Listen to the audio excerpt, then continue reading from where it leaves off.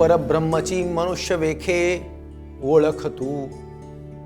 माऊली महावैष्णव श्री संत ज्ञानेश्वर माऊलींच्या ज्ञानेश्वरी मधील ओवीचं आज आपण चिंतन करणार आहोत. अंतिमतः जो सिद्ध झालेला आहे तो सिद्धांत. सिद्धांत हे सत्य स्वरूप असून ते सूर्यप्रकाशा एवढे स्वच्छ, सुंदर व जीवनाचा निर्भेळ आनंद देऊन मानवाला प्रगतीपथावर घेऊन जाणारे असतात. श्रीकृष्णाने सांगितलेले सिद्धांत आणि वैज्ञानिक सिद्धांत यांच्यात फरक एवढाच आहे की श्रीकृष्ण सिद्धांत अंतिमतः सत्य असतात, तर वैज्ञानिक सिद्धांतात नवसंशोधनाद्वारे परिवर्तन झालेले दिसते. त्यांचा मार्ग सत्याच्या दिशेने नेणारा असला तरी तो अंतिम सत्यापर्यंत पोहोचलेला नसतो. म्हणूनच 5,500 वर्षापूर्वी श्रीकृष्णाने व 750 वर्षापूर्वी माऊलींनी मांडलेल्या सिद्धांतात एक अक्षराचा किंबहुना तसूभरही फरक झालेला नाही. ते जसेच्या तसे सत्य आहेत.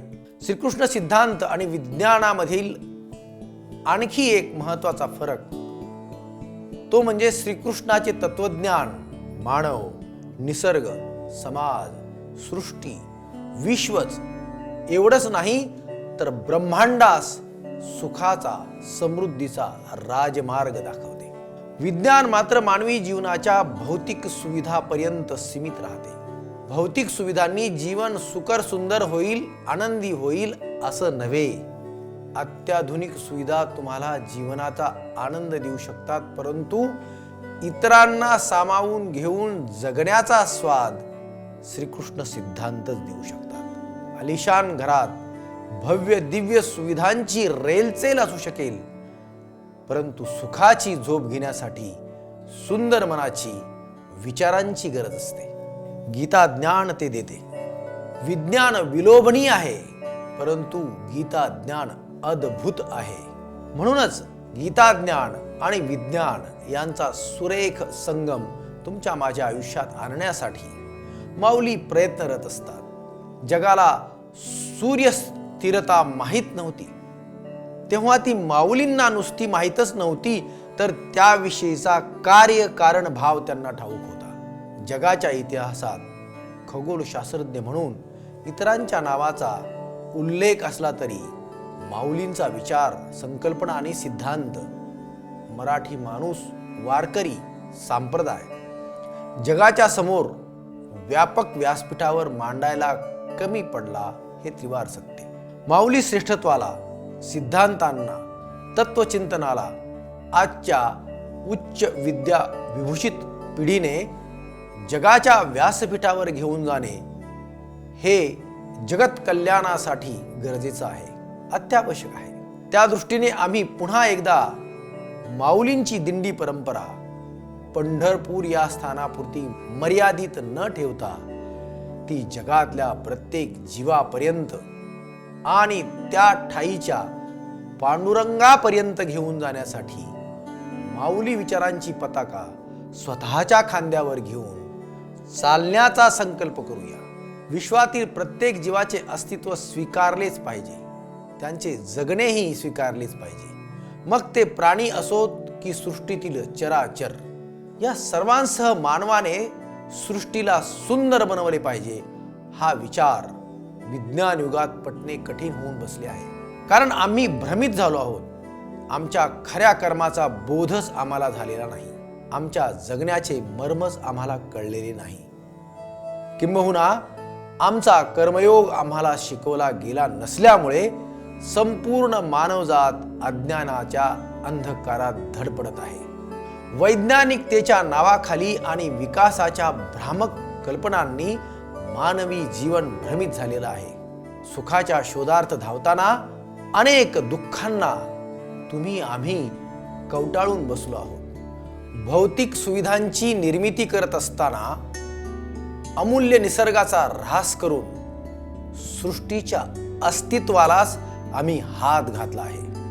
नदी नाले, जमीन, पाणी, हवा, डोंगर, समुद्र यांच्यावर विविध प्रकारे अनन्वित अत्याचार आजच्या विज्ञान युगात जगणाऱ्या मनुष्य प्राण्याकडून होत चाललेले आहेत.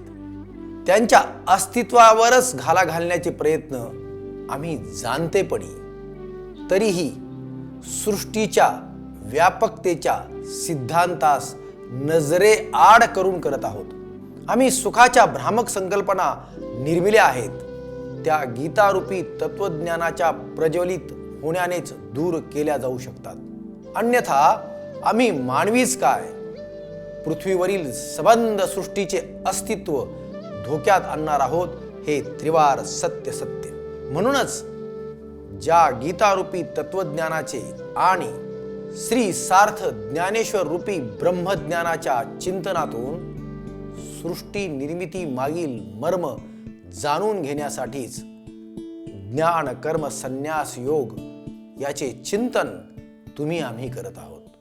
हा सिद्धांत विस्तृत स्वरूपात मांडताना कर्म आणि अकर्म याचे ज्ञान होण्यासाठी चिंतन केलेले आहे.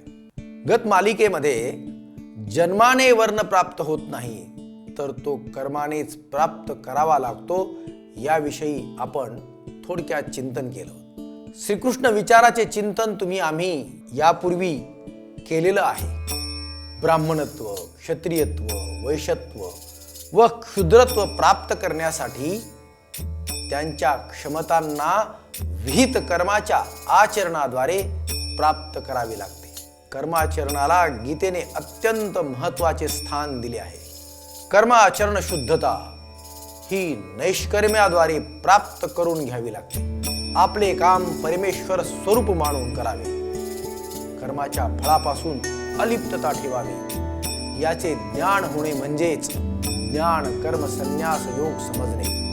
आणि ज्याला हे ज्ञान प्राप्त झाले आहे त्याचे वर्णन माऊली अत्यंत सुंदर शब्द सुमनांनी करतात. जो संतोषाचा गाभारा आत्मबोधाचिया ओगरा पुरेन म्हणेची धनुर्धरा आरोगिता. जो शरीरी उदासू फळभोगी निरासू नित्यता उल्लासू होऊन असे कर्म करावेच लागेल. अकर्मी राहता येणे शक्य नाही.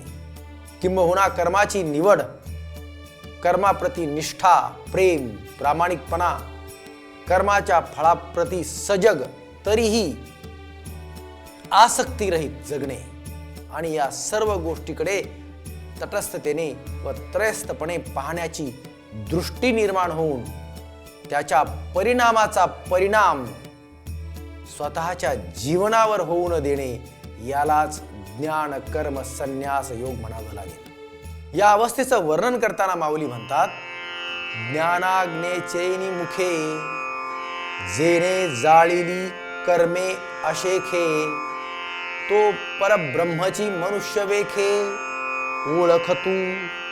ज्ञान प्राप्तीतून तुमच्या माझ्या ठाईची कर्मे स्वतःलाच ओळखता यावी आणि ती ओळखता येण्यासाठीच आजचं आपण हे चिंतन करत आहोत. आजचा आपण हा वाग यज्ञ करत आहोत. आपण तो गोड मारून घ्याल अशा प्रकारे आपल्याला मी विनंती करतो आणि थांबतो. रामकृष्ण.